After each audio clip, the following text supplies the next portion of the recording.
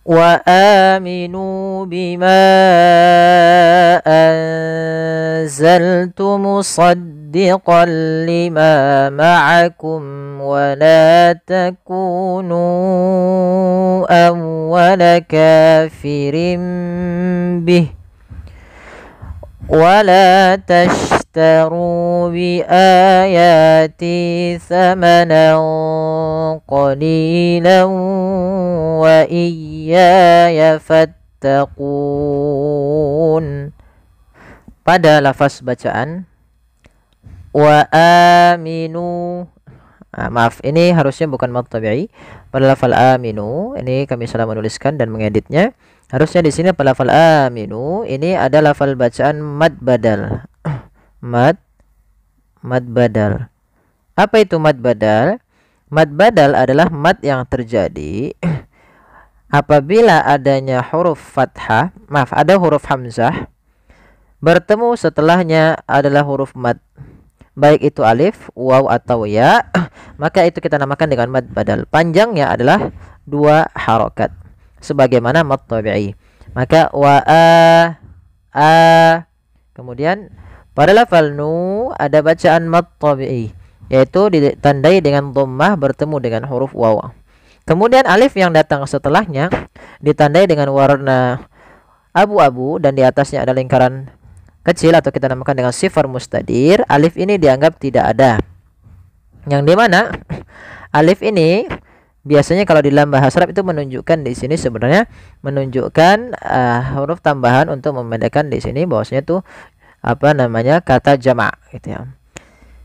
Kemudian lafal bima anzaltu. Pada lafal bima anzaltu ada hukum tajwid berupa mad tabi'i.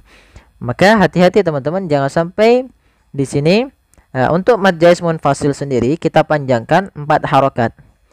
Sehingga ini jangan sampai kita kurangi kadarnya.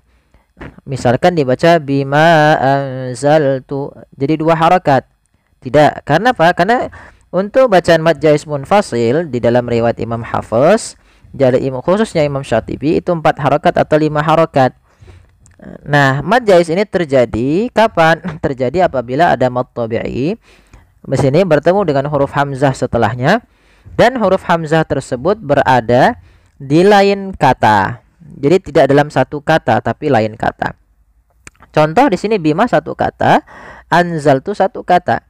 Maka bimanya kita panjangkan sepanjang 4 harokat. Bagaimana? Bima anzaltu, bima ma. Panjang dulu. Kemudian berlafal anzaltu, ada nun sukun bertemu dengan huruf zai. Maka ini kita hukumi dengan bacaan ikhfa. Apa itu ikhfa? Ikhfa yaitu membaca di antara bacaan idgham dan izhar. Idgham itu suara nunnya dihilangkan atau masukkan kepada huruf setelahnya. Kalau izhar suara nunnya diperjelas. Dan sedangkan ikhfa di antara keduanya, sehingga nunnya samarkan ke zai. Azah. Atau biasa lebih mudah untuk memperingatnya pakai ng atau ang gitu ya. Tapi tidak semua ikhfa dibaca dengan ang. Maka azah, seakan-akan kita langsung menafalkan ke huruf zainya. Azah, anzaltu, bima anzaltu. Kemudian pada lafal musaddiqan lima, pada lafal qal lima di sini ada fathatain bertemu dengan huruf lam. Awalnya kalau kita baca musaddiqan, karena bertemu dengan huruf lam, tanwinnya masuk ke huruf lam. Suara n-nya dihilangkan menjadi diganti menjadi huruf lam. Maka kenapa dinamakan idgham? Idgham artinya memasukkan. Memasukkan apa? Suara nunnya kepada huruf lam, tapi tidak boleh disertai dengan gunnah. Maka dinamakan dengan idgham bila gunnah, hanya masuk saja. Langkahnya bagaimana? Masukkan ke huruf lam, kemudian dibaca musaddiqan lima, musaddiqan lima. Tidak lagi dibaca musaddiqan lima, tapi langsung masuk musaddiqan lima ma'akum. Lafal lima mad tabi'i, ma'akum wa la takunu. Di sini sebenarnya ada hukum tajwid juga, yaitu adanya mim mati bertemu dengan waw, yaitu izhar syafawi, yang dimana harus dibaca dengan jelas suara mimnya dan tidak boleh ditahan. Wala takunu awwala kafirim bih. Pada lafal la dan ku kedua-duanya kita hukumi mad tabi'i, panjangnya 2 harakat, fathah bertemu alif dan dhamma bertemu waw. Kemudian pada lafal nu awwalaka, ya di sini sama hukumnya dengan lafal bima anzaltu, yaitu adanya mad jaiz munfasil. Maka kita harus memanjangkan nu-nya sepanjang 4 atau 5 harakat. Bagaimana cara membacanya? Wala takunu awwala, dan tidak boleh dikurangi. Misalnya wala takunu awwala jadi 2 harakat atau lebih daripada, misalnya 4 atau 5 harakat. Contoh wala takunu, ini lebih banget. Cukup 4 harakat atau 5 harakat saja. Kemudian awwala kafirim bih. Kemudian pada lafal ka sebenarnya ada mad tabi'i lagi, yaitu fathah bertemu alif. Kemudian lafal kafirim bih. Di sini ada bacaan iqlab. Apa itu iqlab? Iqlab dasarnya adalah aqlaba yuqlibu, membalikkan. Sebenarnya di sini adalah adanya huruf berharokat tanwin pada lafal rin, kafirin. Asalnya kafirin. Ketemu dengan ba. Nah, di sini ditulis dengan mim kecil di sini. Ini menggantikan untuk huruf tanwinnya. Kafirin bihi asalnya. Karena di sini ada tanwin bertemu dengan ba, itu biasanya kita hukumi dengan bacaan iqlab. Iqlab itu mengganti suara nun menjadi suara mim. Maka di sini ditandai dengan huruf mim kecil. Maka ini kita baca kafirin bih. Awalnya kafirin bih karena dia ganti suara nunnya, kafirin bih diganti dengan huruf mim. Kemudian ketika kita melafalkan ini kafirim bih, itu sebenarnya ada 2 cara baca. Yang pertama dengan itbaq, yang kedua dengan suara furjah. Tapi kita mengambil yang itbaq saja, yaitu bibir kita tertutup dengan rapat. Kafirim bih. Kemudian langkah selanjutnya untuk iqlab, ditahan suara m-nya sepanjang 2 harakat untuk menyempurnakan gunnahnya. Untuk menyempurnakan itu bacaannya. Wala takunu awwala kafirim bih. Kemudian wala tashtaru. Di sini la mad tabi'i. Shin, hati-hati di sini jangan dibaca dengan tastaru, wala tastaru, dia harus shin pakai y. Bagaimana cara melafalkannya? Kita sesuaikan makhraj daripada huruf shin. Makhrajnya adalah tengah lidah kita. Ja, sya, ya itu tengah lidah. Ya, sya, ja, ya. Maka tashtaru dan dialirkan. Shin juga memiliki sifat namanya sifat tafashi, intisyarus saut fil fam, yaitu menyebarnya suara di dalam mulut lebih banyak daripada yang dikeluarkannya. Wala tashtaru bi ayati. Pada lafal ru mad tabi'i lagi, dhamma bertemu waw.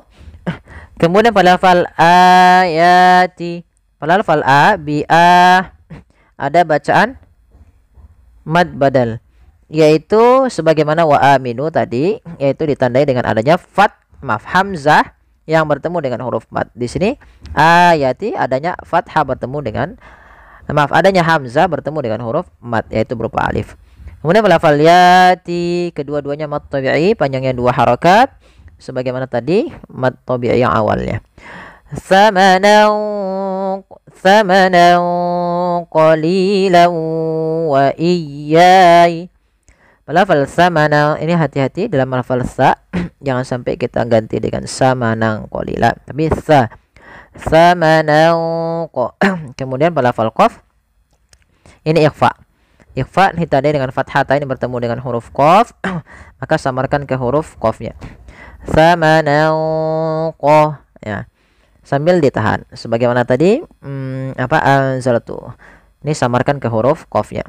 Kemudian qalila, qali mad tabi'i li bertemu dengan ya. Kemudian lawa. Ini ada hukum tajwid berupa idgham bi gunnah.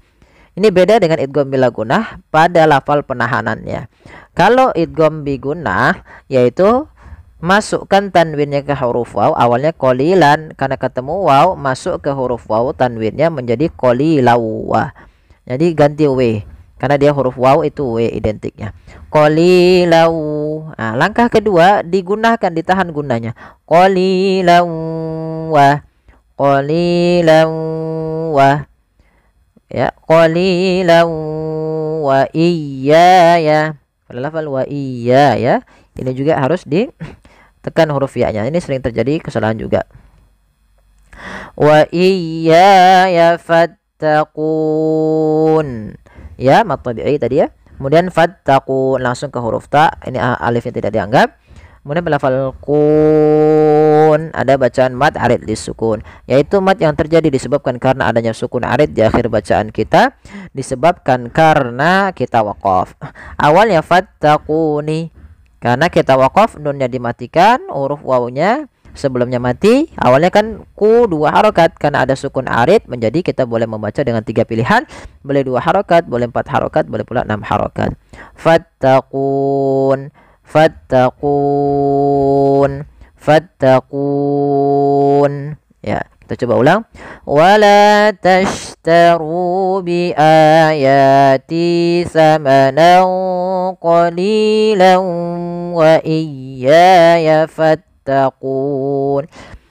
Ya, semoga yang sedikit ini bermanfaat. Mohon bantuannya untuk like, share, dan subscribe. Jazakumullahu khairan. Wassalamualaikum warahmatullahi wabarakatuh.